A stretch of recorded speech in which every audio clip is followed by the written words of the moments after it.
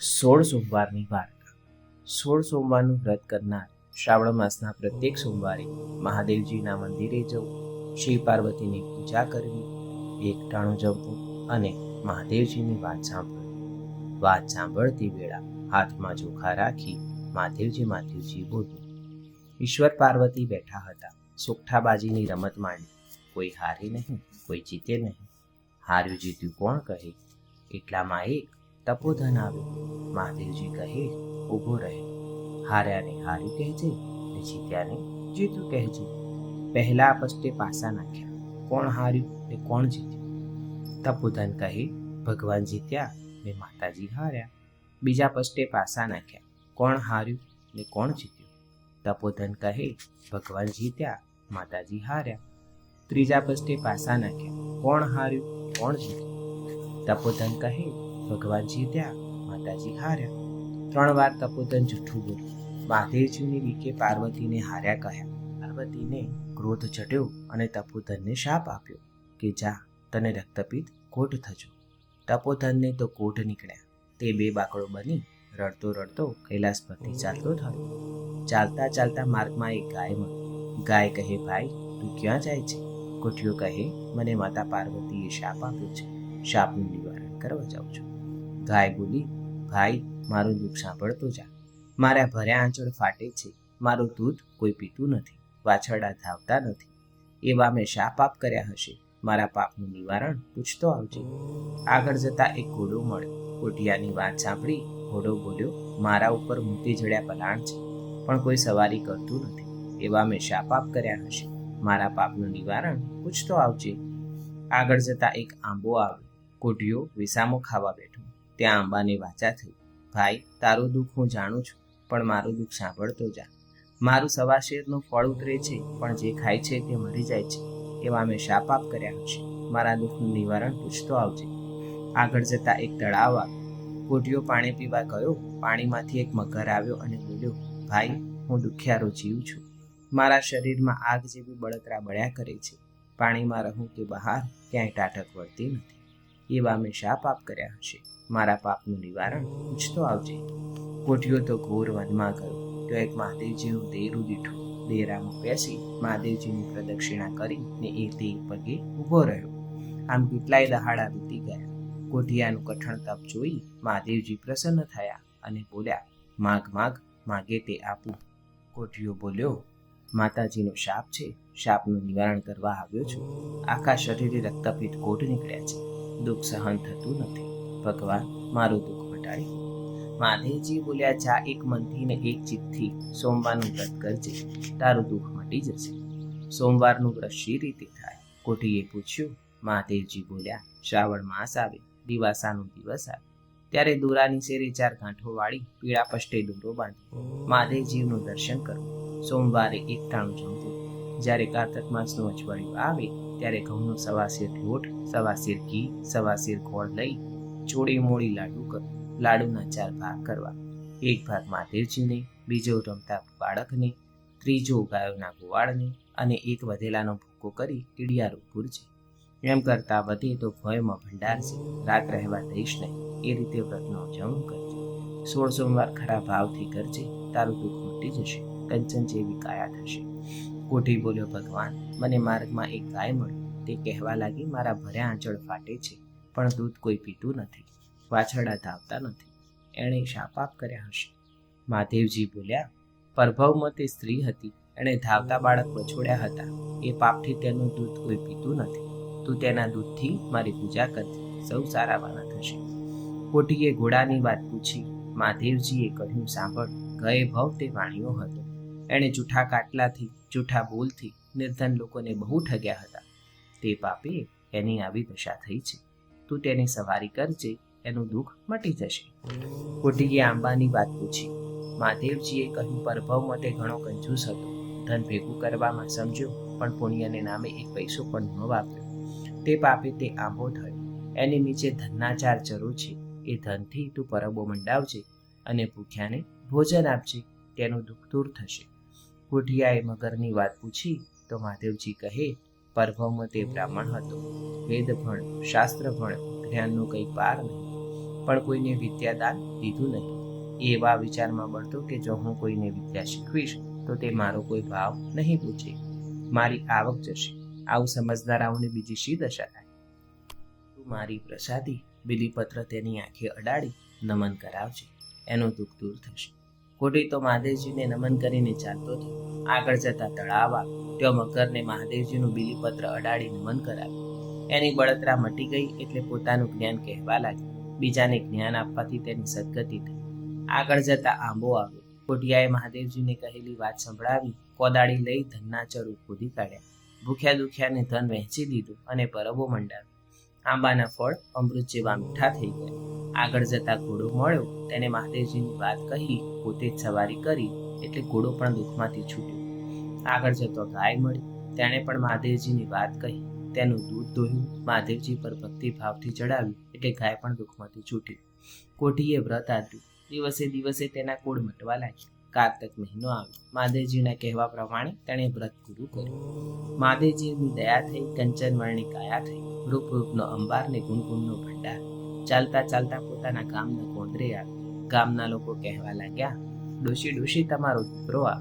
ડોશી તો રાજી થઈ ગઈ, પણ ડોશી મોતીના દાણા ક્યાંથી લાવી? ડોશીએ તો ઝારના દાણે છોકરાને વધાવી લીધો. આજે રાજાની કુંવરીનો સ્વયંવર હતો. છોકરાએ ડોશીને પૂછ્યું, માં, હું સ્વયંવર જોવા જાઉં? ડોશી કહે, ના બેટા, આપણી નિર્ધન લો, સ્વયંવર જોઈને શું કામ છે? છોકરો કહે, ના, હું તો જઈશ. છોકરો તો રાજસભામાં જઈને એક કોરે ઊભો રહ્યો. શણગારેલી હાથણી ઝૂલતી ઝૂલતી આવી અને વરમાળા છોકરાના ગળામાં આરોપી. રાજા બોલી ઉઠ્યા, હાથણી ભૂલે છે, ચૂકે છે. હાથણી કહે, ભૂલતી નથી, ચૂકતી નથી. આખી રાજસભા બોલી. ભગવાને ધાર્યું હોય તે ખરું. રાજાએ પોતાની કુંવરીને છોકરા સાથે પરણાવી. પહેરામણીમાં હાથી આપ્યા, ઘોડા આપ્યા, ગામને ગરાસ આપ્યા. મનગમતી પહેરામણી આપી કુંવરીને વળાવી. રાજા બનેલો છોકરો રાણીને લઈને પોતાને ગામ ગયો. રાજકુંવરે પરણીને આવ્યો. રંકમાંથી રાજા થયો. ડોશી તો વળી પાછા ઝારના દાણા લઈને વધાવવા ગયા. ત્યાં તો દાણા મોતીના થઈ ગયા. ઘણા દિવસો વીતી ગયા. શ્રાવણ માસ આવ્યો. રાજા રાણીને કહે, મારે મહાદેવજીનું વ્રત છે, માટે 1.25 શેર ઘઉંનો લોટ, 1.25 શેર ઘી, 1.25 શેર ગોળ લઈ લાડુ કરજે. લાડુના 4 ભાગ કરી, એક મહાદેવના પૂજારીને, એક રમતા બાળકને, એક ગાયોના કુવાળને અને એક મારા માટે રાખજે. રાણીએ વિચાર કર્યો કે આવું સૂકા ભટ્ટ કોઠા જેવા લાડુ તે મારા સ્વામી ખાતા હશે. એણે તો 32 શાક ને 33 પકવાન કર્યા. રાજા જમવા બેઠા. રસોઈ જોઈ રાણી ઉપર કૂપ્યા. તેમણે મહાદેવજીની સ્તુતિ કરી વ્રત પૂરું કર્યું. અનાજના 4 દાણા લઈ 4 દિશામાં નાખ્યા અને ભૂખ્યા પેટે સૂઈ ગયા. રાત્રે સ્વપ્નમાં મહાદેવજી આવ્યા અને રાજાને કહે, રાજા ઊંઘે છે કે જાગે છે? રાજા કહે, ભગવાન, જાગું છું. મહાદેવજી બોલ્યા, તારી રાણીને દેશ વટોદી. રાજા કહે, જીવી આવી. સવાર થયું. રાજાએ પ્રધાનને કહ્યું, રાણીને દેશ વટવા. પ્રધાન રાણીને કાળા લુગડા પહેરા, કાળા ઘોડા પર બેસાડી ને પૂર્વન વગડામાં મૂકી આવી. રાણી તો રખડતા રખડતા એક ગામમાં આવી. ત્યાં તેણે એક ગાંચણનું ઘર જોયું. રાણી ગાંચણને કહે, બહેન, કોઈ પેટવરાણીએ માણસ રાખશો? ઘાંચણને દયા આવી એટલે કહે, હા બહેન, આવી તો ભલે આવી. પેટવરાણીએ માણસ ક્યાં?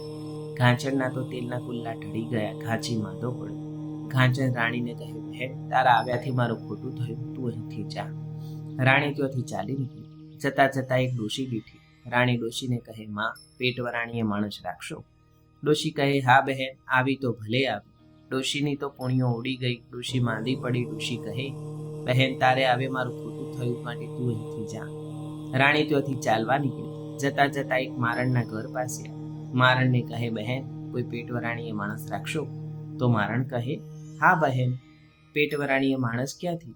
મારણને તો નિત્ય 1.25 મણ ફૂલ ઉતરતા હતા. તેના પાશેર ફૂલ ઉતરવા લાગ્યા. મારણ કહે, બહેન, તારે આવે મારું ખોટું થયું, માટે તું અહીંથી જા. રાણી ત્યાંથી પણ ચાલવા લાગી. જતા જતા તે એક સરોવરની પાળે ગઈ. પાણીયારીને કહે, બહેન, કોઈ પેટવરાણીએ માણસ રાખશો? પાણીયારી કહે, હા બહેન, આવી તો ભલે આવી. પાણીયારી માંદી પડી. સરોવર સુકાઈ ગયું અને પાણીયારી કહે, બહેન, તારે આવે મારું ખોટું થયું, માટે તું અહીંથી જા. રાણી ત્યાંથી પણ ચાલી નીકળી. જતા જતા વાટમાં એક બાવાની મઢી આવી. રાણી તો મઢીમાં રહી ગઈ. બાવો 12 ઘર ફરતો અને 12 શેર આટો લાવતો. આજે તે 12 ગામ ફર્યો તો એ પાશેર આટો ના મળ્યો. બાવો મઢીમાં આવ્યો. મઢીનું બારણું બંધ જોઈ કહે, મારી મઢીમાં કોણ છે?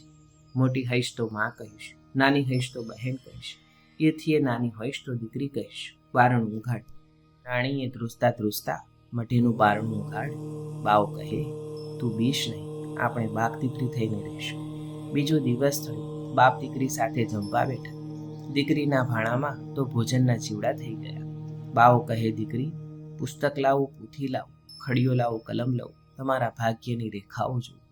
દીકરી લેવા ગઈ પણ પુસ્તક પોથી જડતા નથી, ખડીયો કલમ જડતા નથી. લેવા જાય છે તો કાન ખંજુરાને વીંછી કરડવા આવે છે.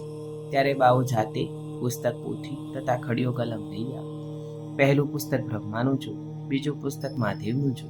બાવો કહે, દીકરી, તમે મહાદેવજીનું વ્રત વખોડ્યું છે, માટે મહાદેવજીનું વ્રત કરો. દીકરી કહે, બાપુ, તે વ્રત શી રીતે થાય? બાવો કહે, સરોવરની પાળે જઈ છોકરીઓને પૂછો. દીકરી સરોવરને પાળે ગઈ, છોકરીઓને પૂછવા લાગી, બહેન, તમે શાના વ્રત કરો છો? છોકરી કહે, અમે મહાદેવજીના વ્રત કરીએ છીએ. રાણી કહે, તે વ્રત મને આપો ને. બહેન, તારાથી થશે નહીં, કરાશે નહીં. કરાશે તોય કરીશ, નહીં કરાય તોય કરીશ. છોકરી કહે, દિવાસાનો દિવસ આવે ત્યારે દોરાની શેરે 4 ગાંઠો વાળી પીળા પસ્ટે દોરો બાંધી મહાદેવજીની વાત સાંભળવી, મહાદેવજીનો દીવો કરવો, મહાદેવજીના દર્શન કરવા. વાત ન સાંભળી હોય તો ઉપવાસ કરવો, દીવો ન કર્યો હોય તો લીંબુ ખાવું, અને દર્શન ન કર્યા હોય તો ભોંય પર સૂઈ રહેવું. કારતક માસ આવે, અજવાળિયું પખવાડિયું આવે ત્યારે 1.25 શેર ઘઉંનો લોટ, 1.25 શેર ઘી, 1.25 શેર ગોળ લેજે. ચોળી મોડી લાડુ કરજે. તેમાંથી એક મહાદેવના મઢીમાં, બીજો હસતા રમતા બાળકની, ત્રીજો ગાયના ગોવાળની, અને ચોથા ભાગનો ભૂકો કરી કીડિયારું પૂરજે. તેથી એ વધે તો ભોયમાં ભંડારજે. રાત દેખાડીશ નહીં. આ પ્રમાણે વ્રત કરજે. રાણી વ્રત લઈને ચાલી. 1 વરસ કર્યા, 2 વરસ કર્યા, ત્યાં તો મહાદેવજી રાજાના સ્વપ્નમાં આવે. રાજા જાગે છે કે ઊંઘે છે? રાજા કહે, ના રે પ્રભુ, જાગું છું. રાણીને દેશ વટો દીધો હતો, તેને પાછી લઈ આવ. રાજા કહે, ક્યાંથી લાવ?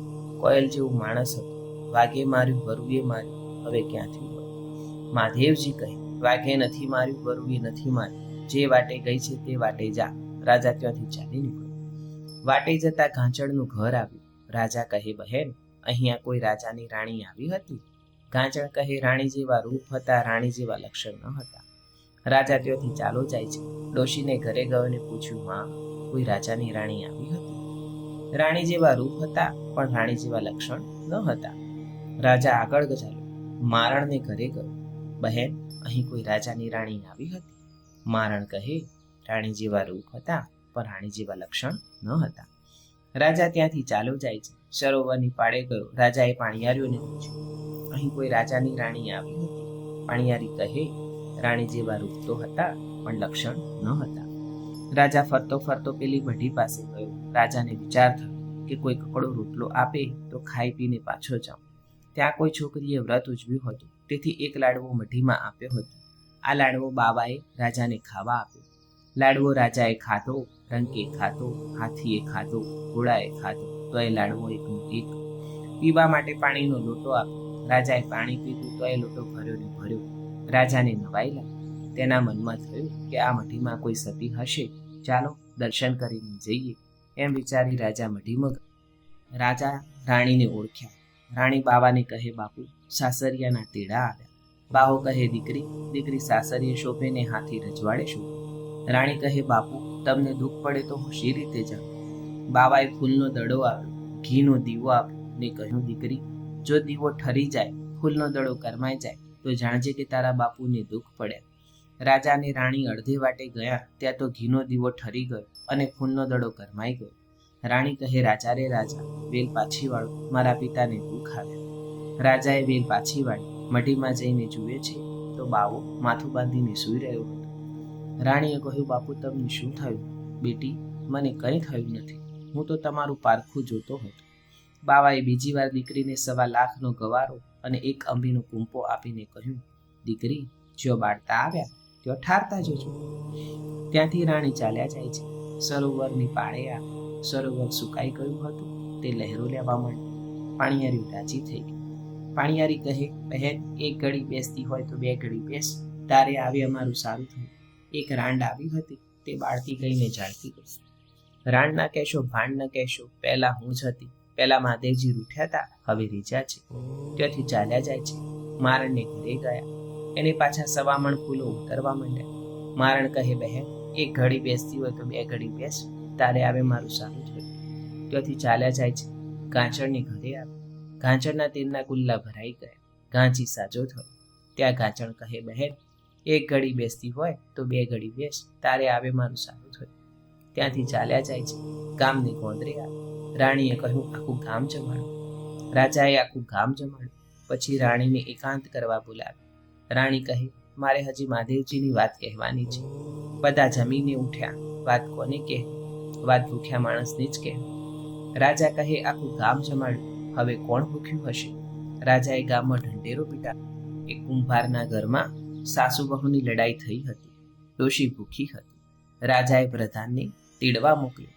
ડોશી કહે, બાપ, જમના તેડા આવજો, રાજાના તેડા ન આવજો. પ્રધાન કહે, ડોશી, તમને મારવા નથી, જુડવા નથી, વાત સંભળાવી છે. ડોશી કહે, કાને બહેરી છું, આંખે આંધળી છું, પગે લૂલી છું, કેડે અપંગ છું, શી રીતે આવું? પ્રધાને આવીને રાજાને કહ્યું. રાજાએ પ્રધાનને વેલ લઈને મોકલ્યો. પ્રધાન ડોશીને વેલમાં બેસાડીને લાવ્યા. ડોશી બેઠા પાટલે, રાણી બેઠા ખાટલે. રાજા કહે, ડોશીમાં સાંભળો તોય મહાદેવજી કહેજો, ના સાંભળો તોય મહાદેવજી કહેજો. રાણીએ વાત કહેવા માંડી.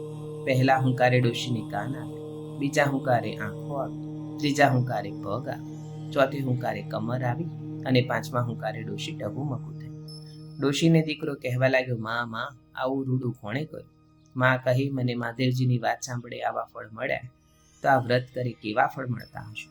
એકવાર રાણી એકાંત કરવા બેઠી, ત્યારે પડોશણ દેવતા લેવા. રાણી કહે, હું એકાંત કરવા બેઠી છું. દેવતા શી રીતે આવે? પડોશણે મેણું માર્યું. મત્સરની ભરેલી, અભિમાનની ભરેલી, તારે તો જાણે દીકરો પારણામાં પગનો અંગૂઠો ધાવે છે અને હાથે સોનાના સાંકળા છે ને. રાણી કહે, બહેન, તું એમાં મેણા શાની મારે છે? દીકરા યોગ્ય થઈશું ત્યારે દીકરો પણ થશે. રાણી એકાંત કરીને જુએ છે તો દીકરો સૂતા સૂતા પારણામાં અંગૂઠો ધાવે છે અને હાથે સોનાના સાંકળા છે. દીકરો કહે, માં, મારે મહાદેવજીનું વ્રત છે. ના બેટા, આપણાથી વ્રત થાય નહીં. થાય તોય કરીશ ને નહીં થાય તોય કરીશ. સોમવાર આવે છે ને છોકરો એકવાર ધાવીને રહે છે. એક ગામમાં રાજા મરી ગયેલો હતો, એટલે પ્રજાએ નવો રાજા શોધવા ઉત્સવ રચ્યો.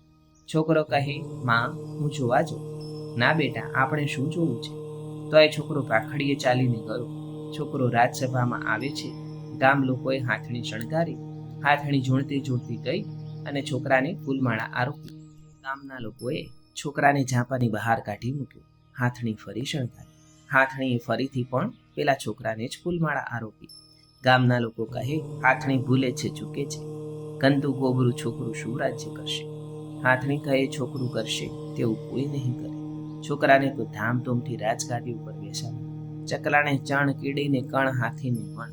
જય ભોળાનાથ, ચાલો મારો હાથ. રાજા રાણીને જેવા વ્રત પડ્યા એવા અમને ફળજો. જય મહાદેવજી. ખોડલ છોલું ચેનલમાં આપનું હાર્દિક સ્વાગત છે.